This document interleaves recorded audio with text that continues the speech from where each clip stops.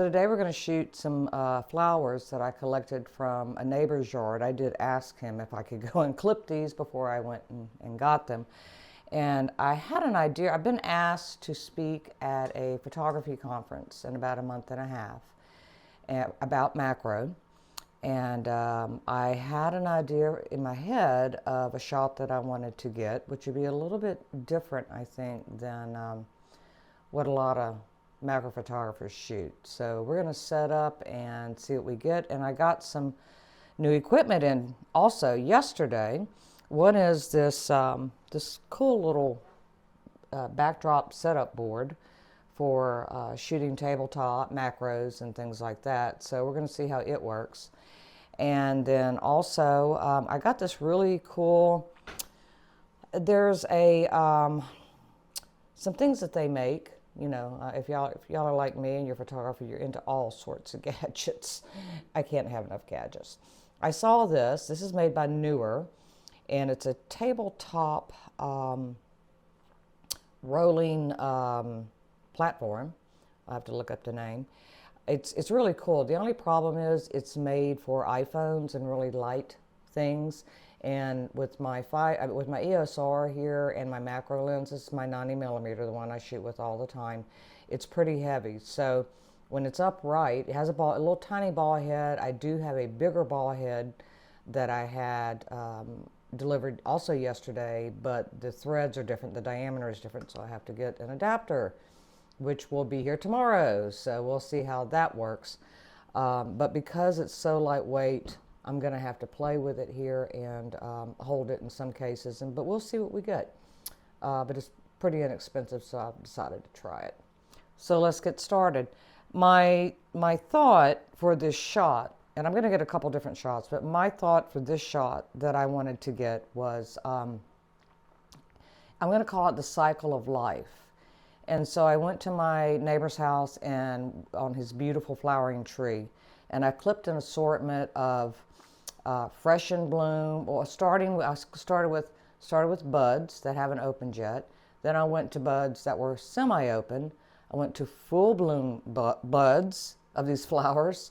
I went to buds that had bloomed and were starting to fade and falter, and then to completely dead blooms. And I'm going to try to set it up in a pretty artistic way to where we get a shot that shows the cycle of life of these blooms on this beautiful Sasanquia, I believe it is, tree. So let's see what we get.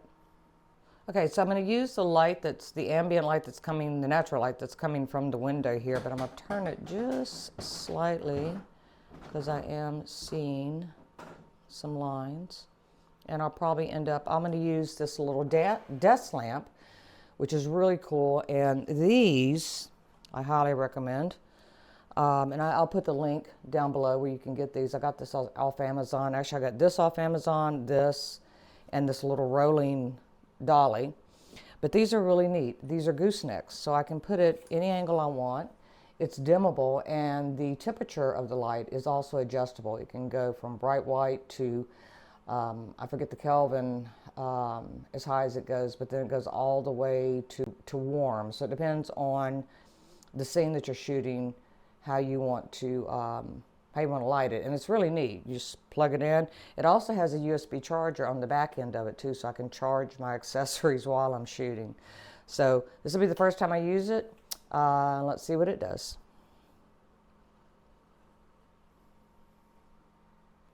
Okay, so I changed up a few things. I changed the composition of how I had the flowers arranged because I wanted the eyes to kind of follow the stamens that you could.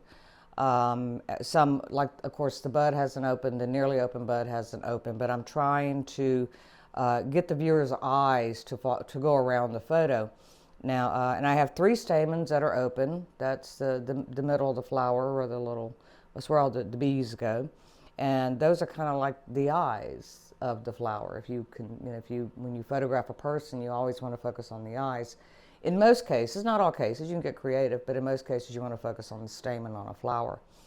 So let's see, and I also went to F11, and I want to see if I can make this composition a little bit better. And obviously I'm gonna have to, I love this little thing, this little tabletop dolly, but I'm obviously going to have to invest in the more expensive one, of course. Isn't that the way it is in photography? I just want to see if it'd work. It'll work great for my iPhone. This is F11.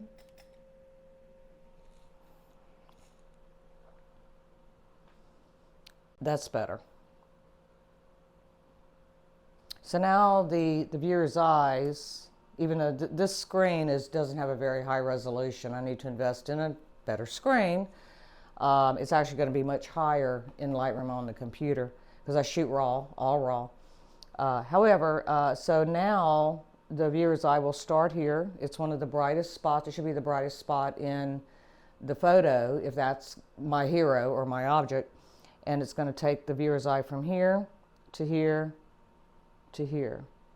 Now, what I might do, since I'm trying to get the viewer to say, oh, this is the whole cycle, the life cycle of this flower, I think I'm going to add a little bit of a kicker light to that bud that's not open, and that'll give even more of an eye movement for the viewer if I brighten it up.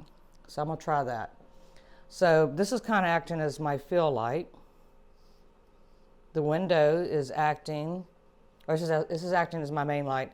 The window, the light from the window, which I put the curtains over to kind of diffuse it, is acting as my fill light. And I'm going to use this little thing. This is a little mini LED light. That's pretty cool looking. It does pretty cool stuff. And I'm going to aim it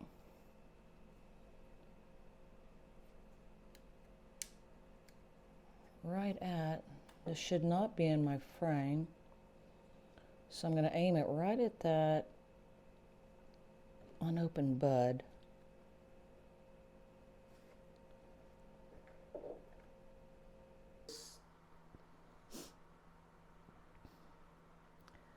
That is what was in my head, because this is the brightest, and so of course the viewer is going to look at this, but your eye is going to travel. You're going to see, oh, this is the baby or the young one.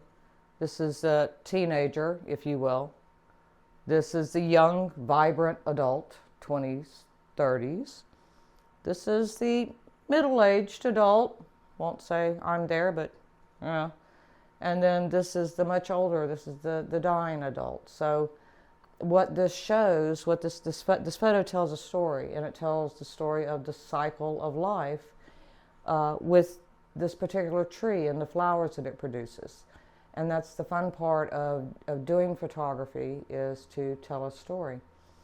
And so I'm going to bring this into Lightroom. I'm going to clean it up, get rid of this line here, add a little bit of highlights, just do a few little things to make it pop out more, and then I'll show you the final result.